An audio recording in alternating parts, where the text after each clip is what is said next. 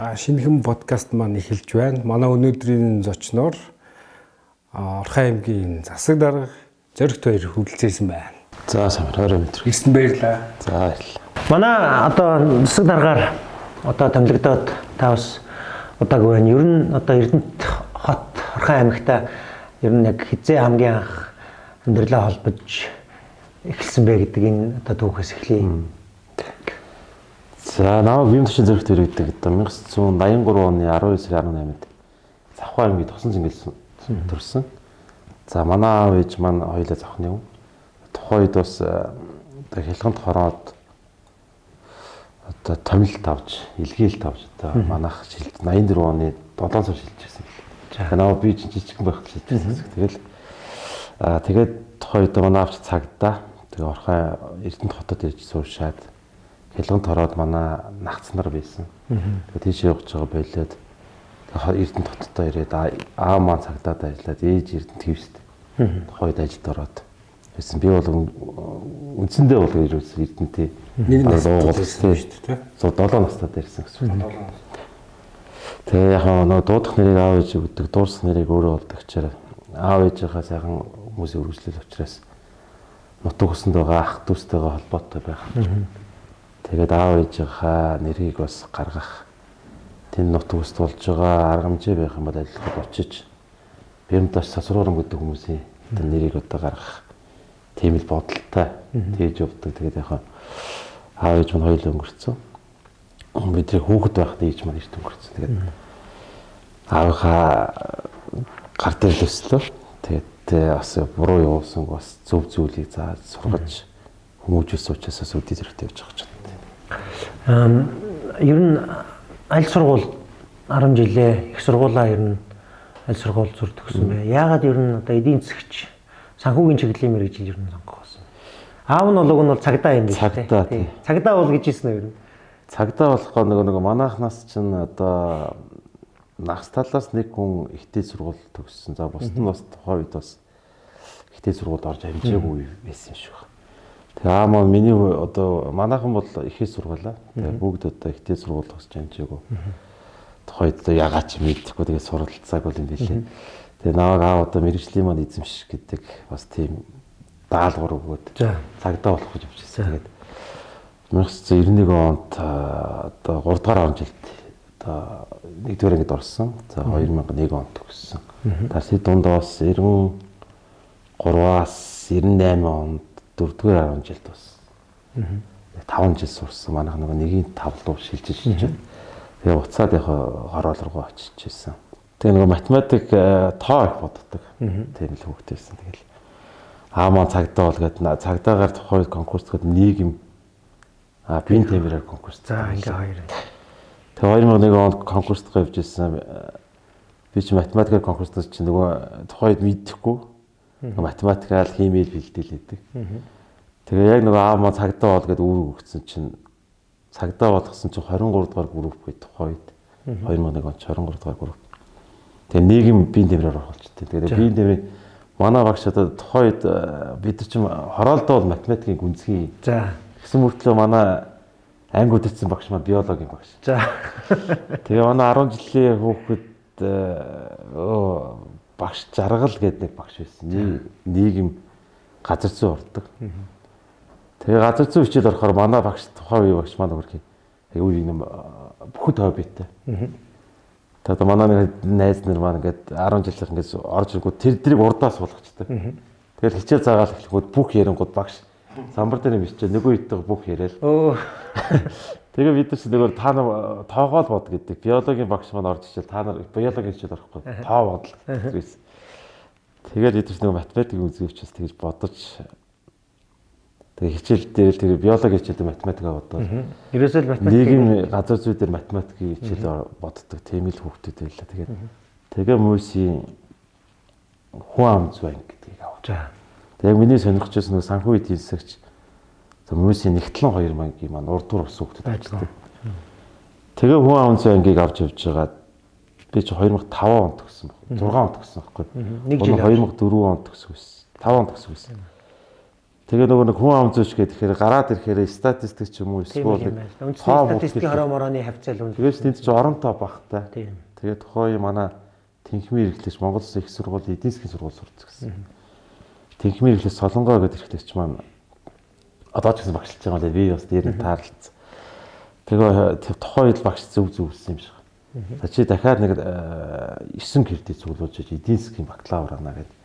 Тэгээ би нэг жил хойшилж 2006 онд одоо эдийн засгийн хүн амын бакалавр Мэргэжил нь хос гэсэн үг. хос гэсэн тийм бакалавр зэрэгтэй авч ирсэн. Өнөөдрийн нөгөө манай одоо подкастын маань гол сэдв маань бол Эрдэнэ чиний илгээлт гэдэг энэ одоо хөтөлбөрийн тухай. Тэгэхээр яагаад ер нь одоо Орхон аймгийн Монгол Ардын нам энэ одоо ээлж сонгуульд ер нь Эрдэнэ чиний илгээлт гэдэг энэ агуулга бүхий мөрийн хөтөлбөрийг дэвшүүлэх болов.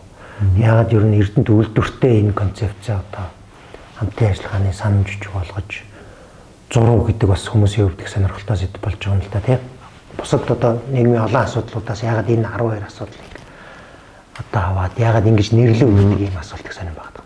Орхон аймаг Монгол Улсын 3 дахь том хот маань өдгөө бас тухайд 30-аас 35 мянган хүн амтайгаар тооцоолж ирсэн бол өдгөө 110 мянга 400 гаруй хүн амтай. За албан тоогоор албан бусаараа 130 гаруй мянган хүн ам энэ хотод амьдарч ажиллаж байна.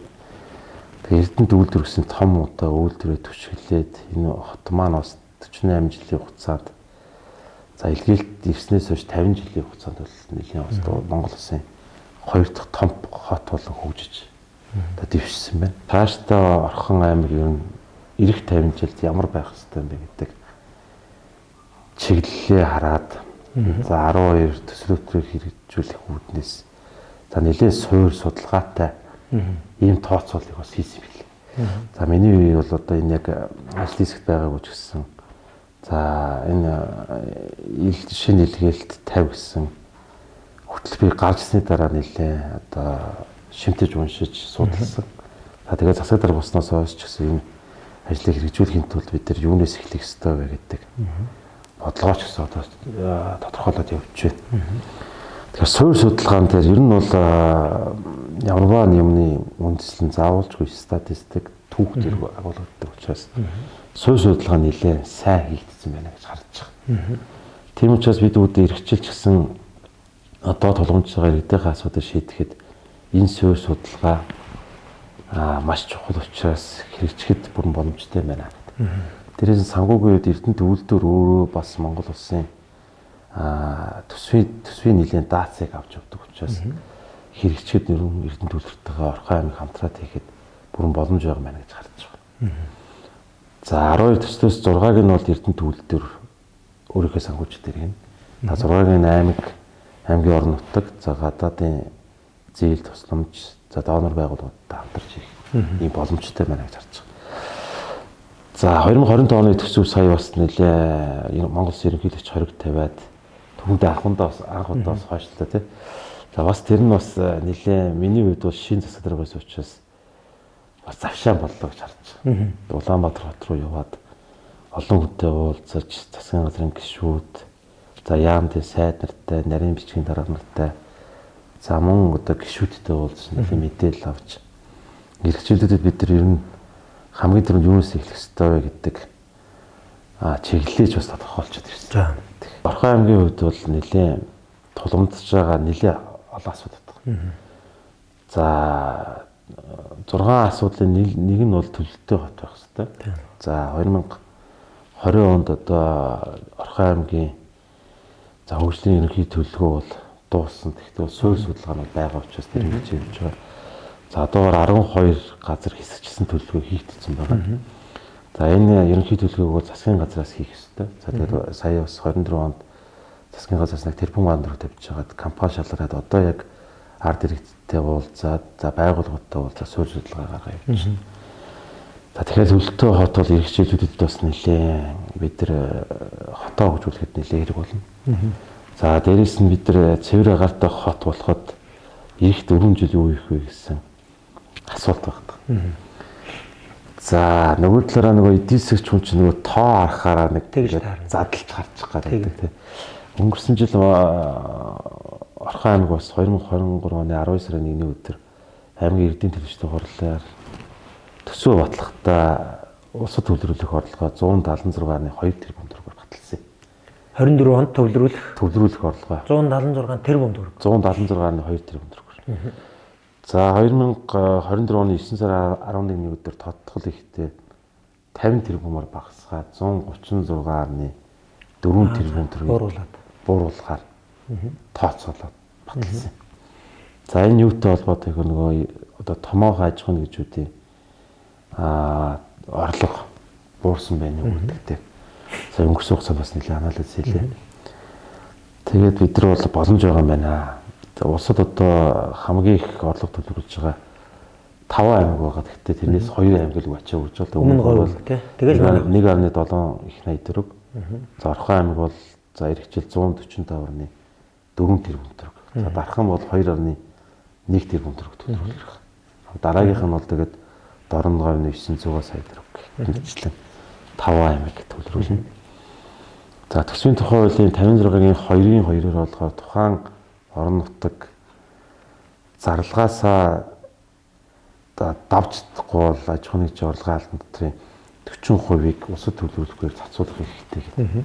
За манай Дархан Эрдэнэт хоёрыг аюулчдаг тийм. Тэгэхээр нөгөө Дархан чинь аж ахуйн нэгжийн орлогын албан дотор буюу тухайн аймгийн орлого нь зарлагаасаа давахгүй учраас улсад төлөвлөхгүй байна. Гол нь хуулиар бол авах л ёстой байхгүй 40%. Тэгэхээр зарлага дийлэхгүй байгаа илүү орлогоосоо илүү зарлагатай байгаа учраас улсад төлөвлөх нь бага.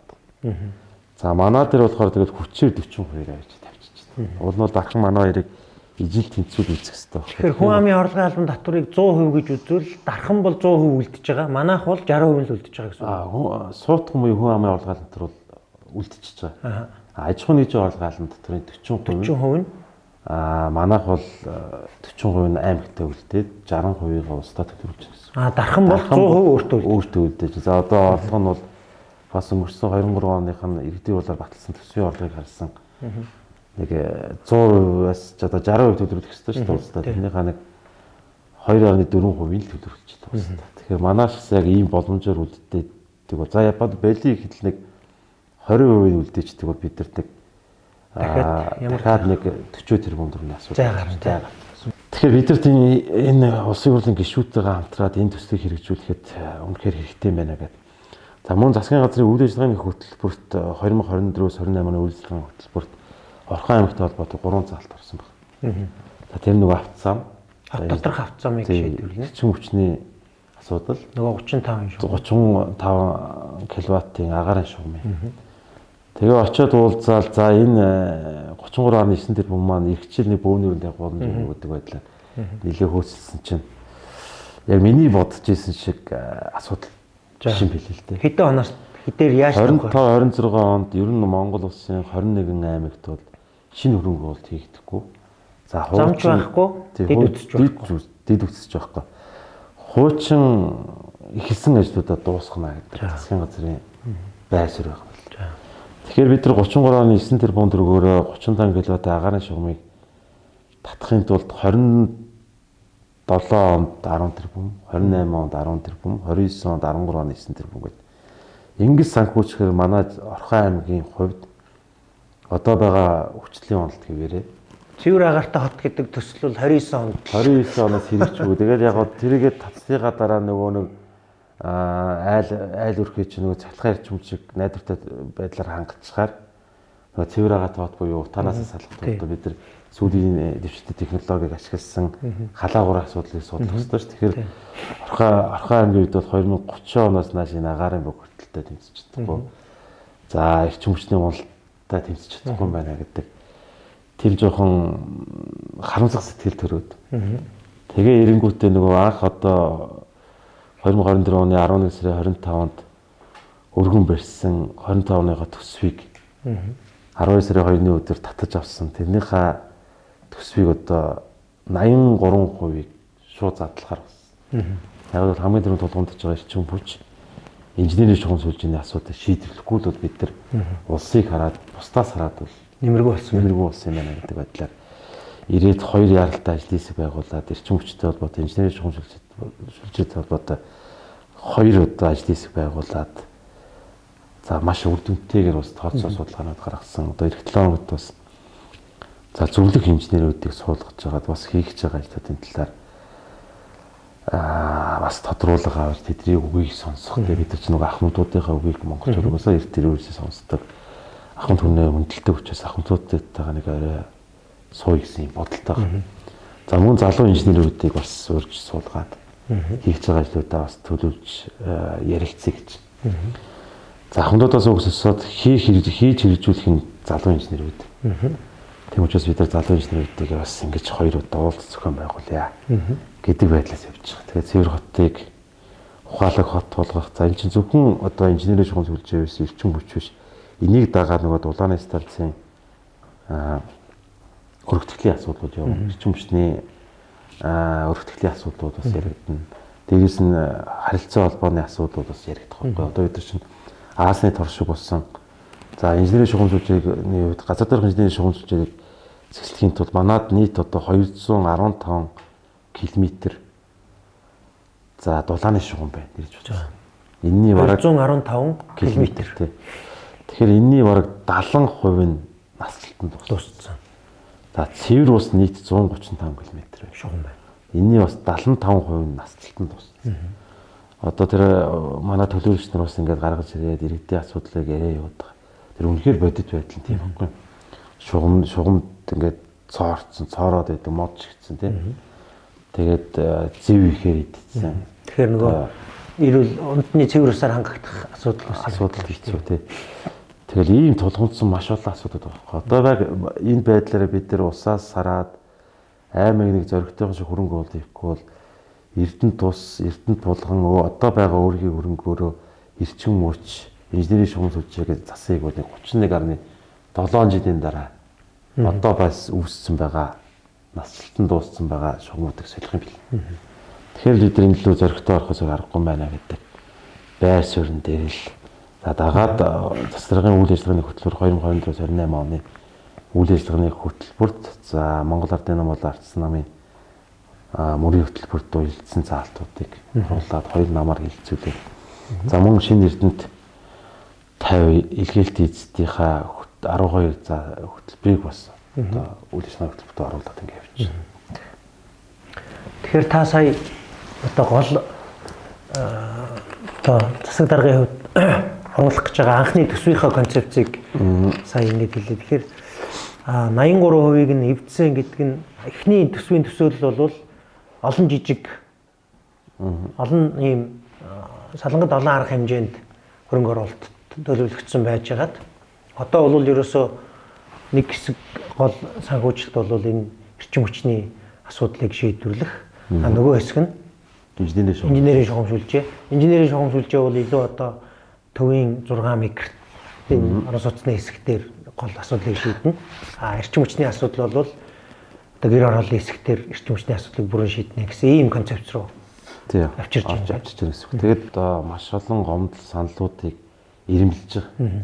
За мөн байгууллагуудаас одоо санал ирэхэд бас ирэмбэлж авчираа гэдэг байдлаас нь одоо ер нь бол бид нар юмыг хэсэгчл жижиглж хийхгүйгээр за нэг хийж байгаа бол 70-аас тайхан шиг хийгээд дахиж тэр асуудлыг хөндөхгүй л одоо нэг мөр шийдэж явъя гэдэг байдлаар ер нь бол төсвөө боловсруулад байгаа. Тухайлбал манайх инженерийн шугам сүлжээг одоо шинжилээд өөрчлөлт эхлэхэд манайд нийт инженерийн шугам сүлжээг шийдэхэд 215 тэрбум төгрөг хэрэгтэй.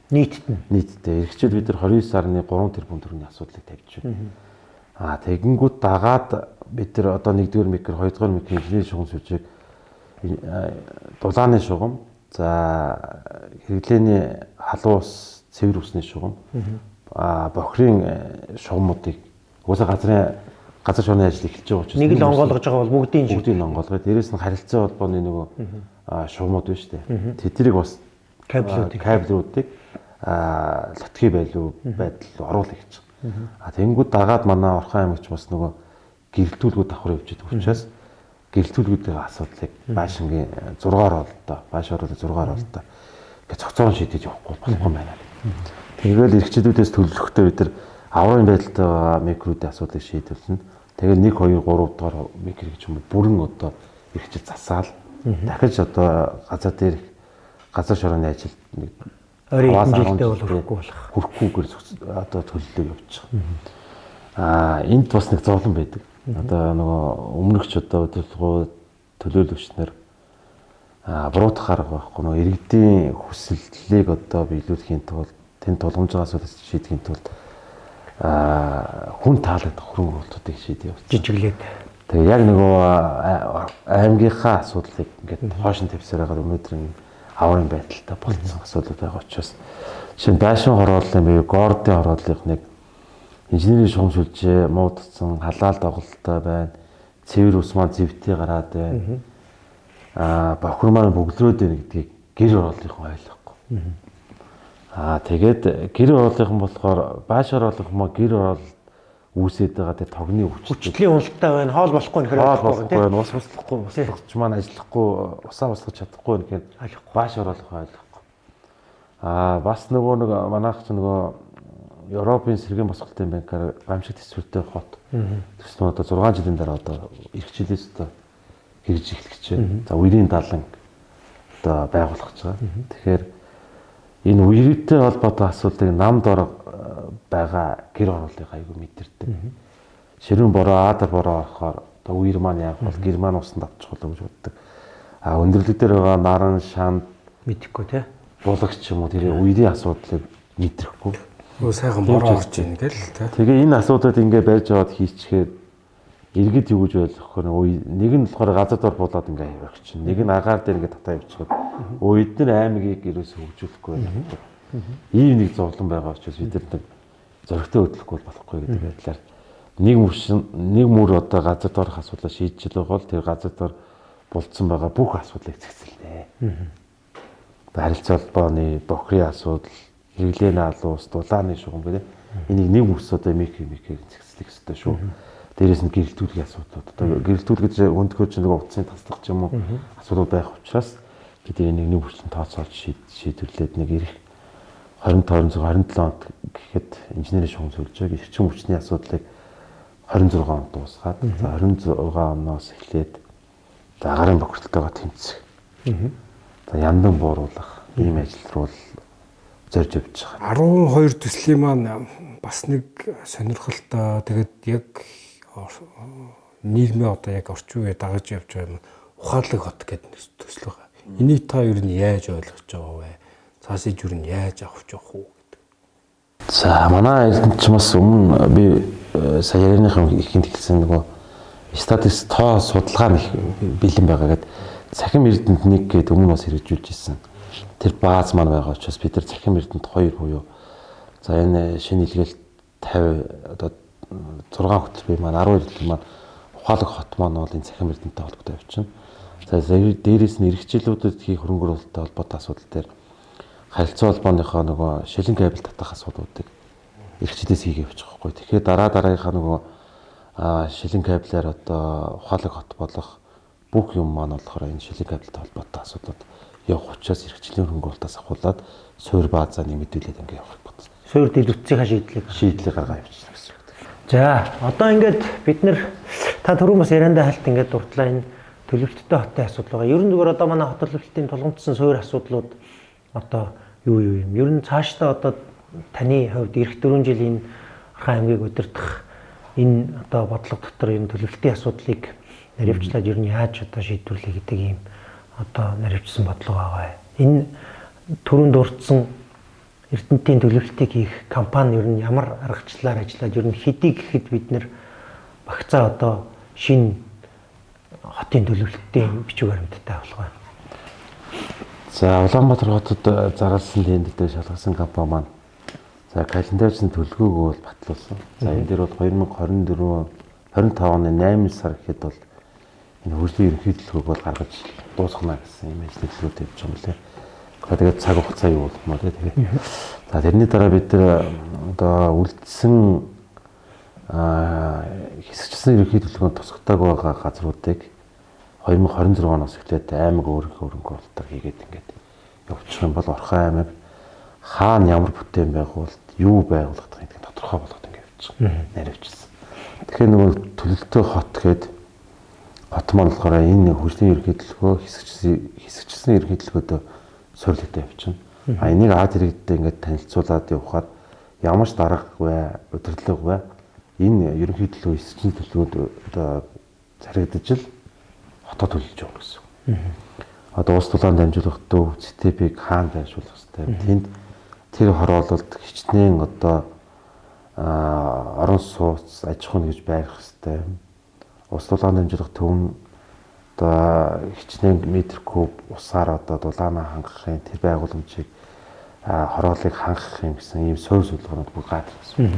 Тэгэхээр цаашдаа бол энэ хот төлөлтөй асуудал бол энэ ерөнхий төлөвөөр хэсчсэн төлөвөөр бол тодорхой болчихоор төлөлтөй хот гэдэг маань ингээд явчих. Тэгээд нөгөө зам аргуу хаавар тавьдахыг гих мэтчлэн одоо асуудлууд бол шийдэгдэж явж байгаа. Шилжин иргэсдийн зүгээс одоо урд нь болоод одоо ирээдүйд ямар бодлого хэрэгжүүлэх вэ? Тэгээ яаж хүлээж авдаг? Одоо жишээл Улаанбаатар хотоос ингээд олон залуучууд, гэр бүлүүд ингээд Эрдэнэт хотод шилжиж ирж байна л да. Өөрийн бизнестэй ирж байна. Зарим нь ажил хайгаад ирээд харахгүй ирээд ажил хайгаад явж байна. Энд дэр ер нь нэг юм бодлого байгаа юу? Төлөвлөгөө байгаа юу? За ер нь бол хотын хөгжил, инженерийн шилдэг боловсон хүчүүд хэрэгтэй, чадвартай одоо боловсон хүчүүд. За өнгөрсөн 8 жил бас сум удирдахад бидэрт бас асал яг энэ боловсон хүчний асуудал айгүй толомцсон. Тэгээ Монгол Улсын 330 сумаас за өөрийн хөрөнгөөрөө буюу орон нутгийн үеийн сангийн хөрөнгөөрөө 30 айлын орон сууц барьсан сум, анхны сум манай Орхон аймгийн Жарлан сум болсон. Энд болохоор бид нар дутагдaltaй байгаа боловсон хүчингүүдийг татаж одоо Орхон аймгийн Дархан уул за тэгээ Улаанбаатар шиг тийм одоо дүүцгүйт одоо тийм орон сууцыг барьж байгуулж сая ашиглалтанд авлаа. Ингэснээр манай суманд бас 2022 онд нэг гэр бүлэрээ 2 багш ирж ажилласан. Жил гарны дараа бас үр дүнгээ өгсөн. Орхон аймгийн Жарлан сургуулийн ерөнхий улсын сургууль бас Маас олимпиадаараа за бус төчлөр бол авч байсан нөгөө одоо ихний 5-6-д бол орж ирсэн. Тэгэхэд физикээр ерөөсөө гэж орж үзээгүй байтал физикийн багш гэр бүлийн математикийн багшаар очсноор Орхон аймгийн Маас олимпиадаар анх удаа 3 дугаар байранд орсон. Тэгэхээр жил гарны дараа бас үр дүнгээ юм. Яг тодорхой үр дүн гарсан шүү дээ. Тэрүүн шиг бид нар бас Орхон аймагт бас хэрэгтэй юм боловсруучуудыг тогтоож ажилуулах юм боломжийг бүрдүүлэхийн тулд бид нар яг л ийм орон сууцчлах, орон сууцаар хангах, ажлын байрыг одоо бий болгох юм зайлшгүй шаардлагатай.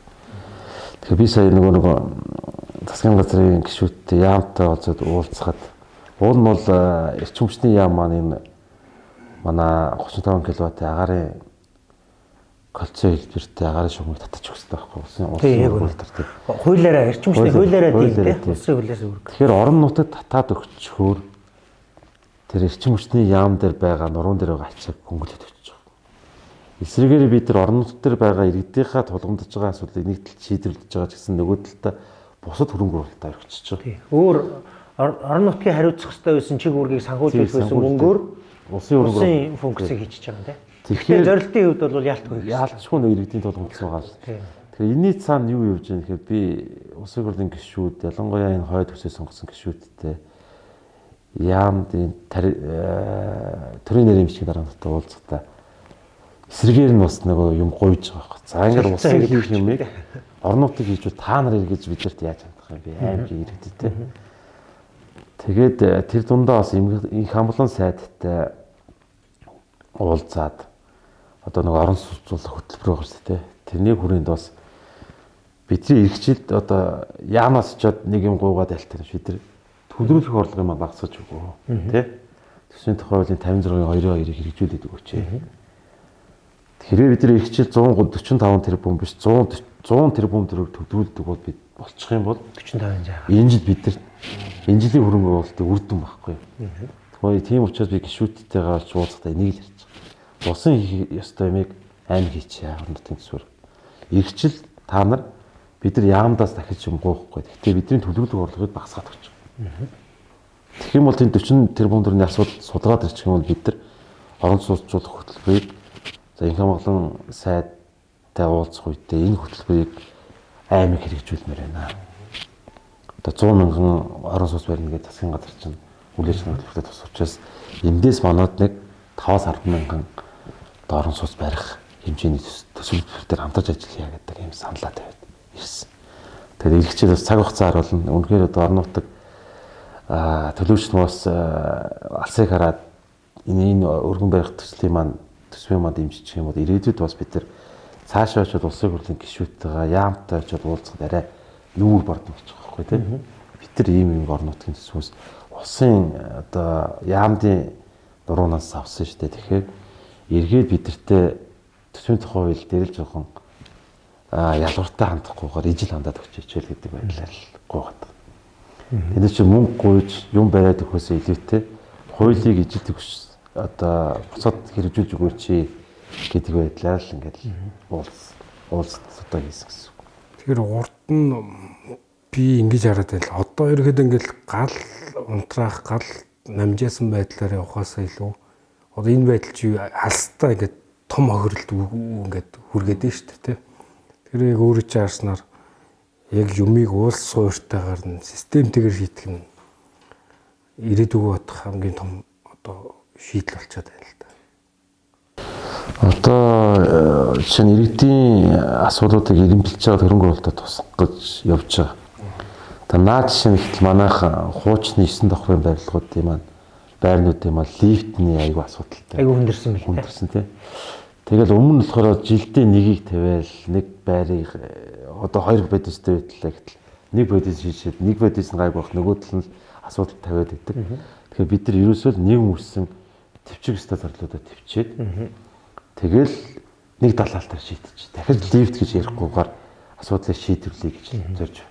Тэр шиг ер нь бүх асуудал дээр ингэж л хандах юм бол бид нар жижигээр ингэж аваад за энийг гал дарчи ингэж гэж тэгээд дээрэс нөгөө төлөөлөгчнөр тойрогтой бас иргэдийнхээ асуудлыг шийдвэрлэх гэж байгаа. Төлөөлөгчнийхээ асуудлыг шийдэх гэж нөгөө төсвөө нөгөө 76 залдаг шиг манайх ч бас нэг задлчих гал байдаг. Тэгээд төлөөлөгчнөрт хэдүүлээ тулгамж байгаа асуудал. Хоёр мөртөө зам юу өнгөрсөн жил хэд ихний төсөвдөр 14 тэрбум төгрөг хоёр мөртөө замтай төсөвсөн баг.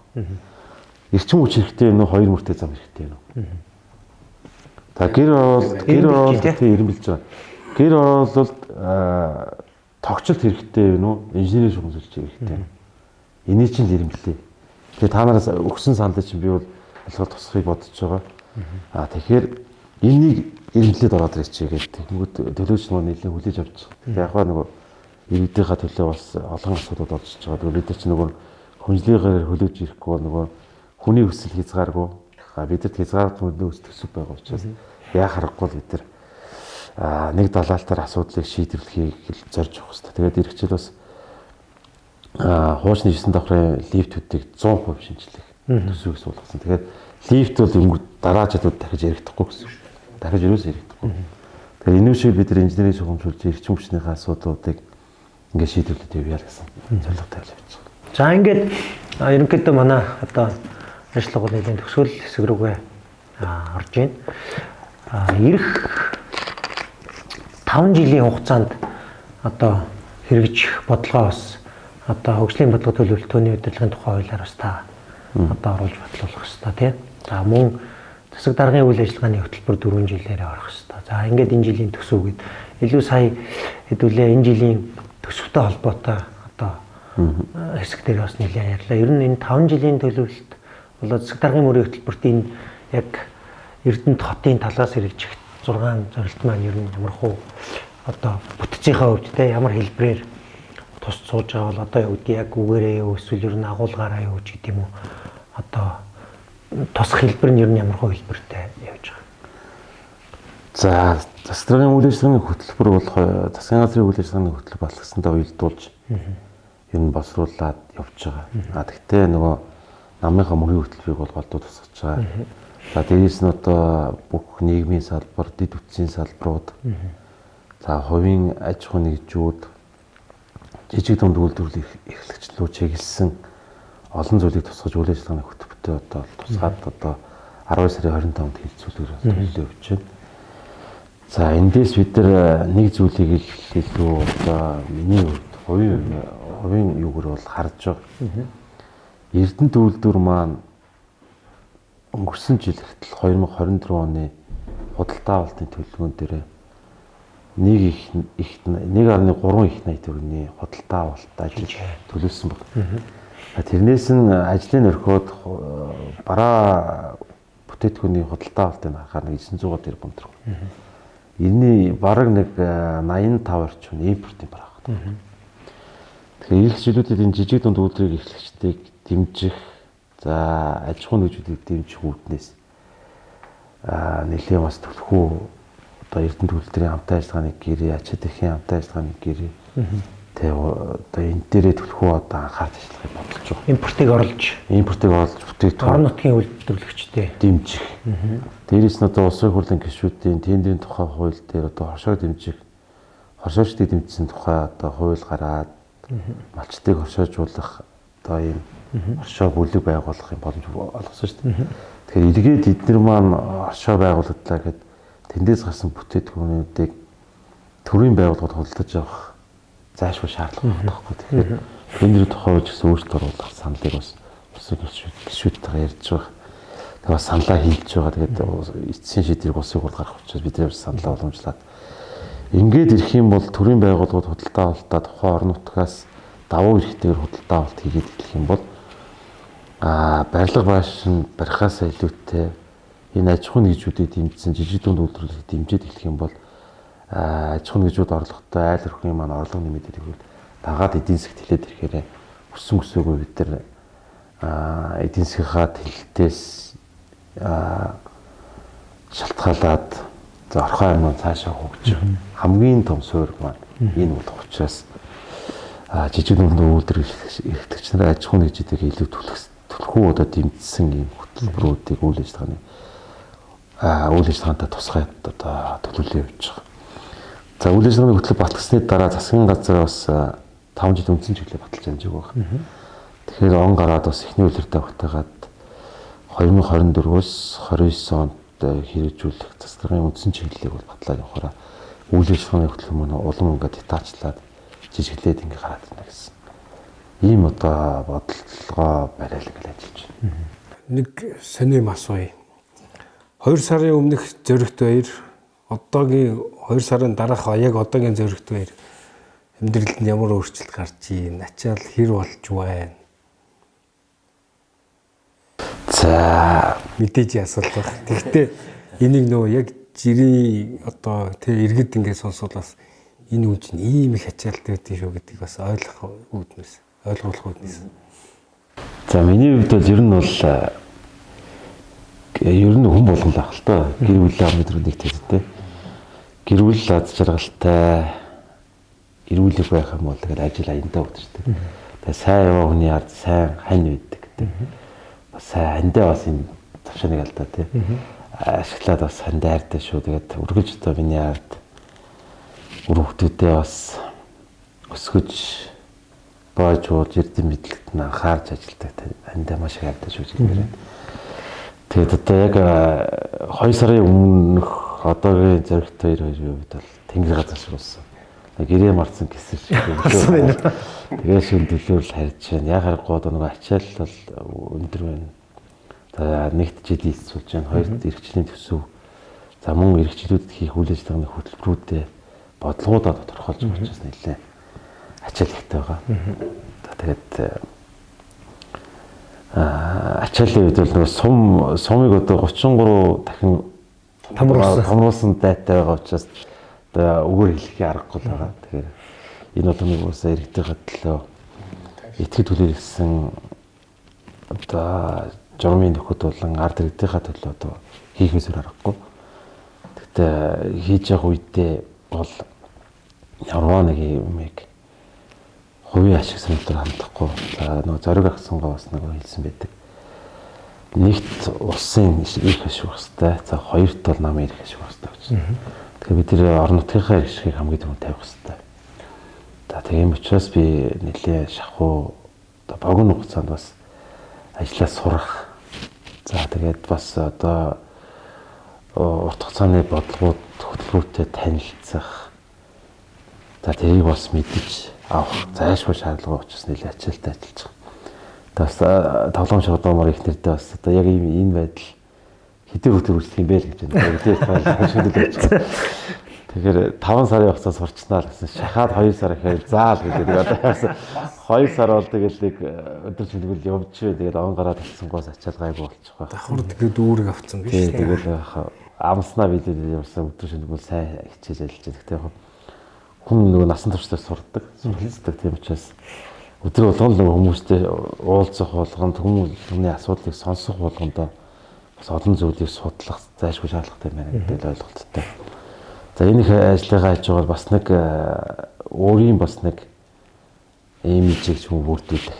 За хамгийн түрүүнд бид нар иргэдийн асуудлыг сонсох хэрэгтэй. Тэгээд дөрөвдөг болгонд иргэдтэйгээ уулзаад за мөн тухайн 7 оноо төрсэн санал хүсэлтийг өглөө болгон одоо 70 30 10 мэдэрч байгаа санал хүсэлтийг өглөө болгон танилцаад 5 дахь болгоны өдөөс хойш одоо газар дээр начиж үзэх зайлшгүй шаардлагатай ажлууд байх юм бол газар дээр начиж үздэг.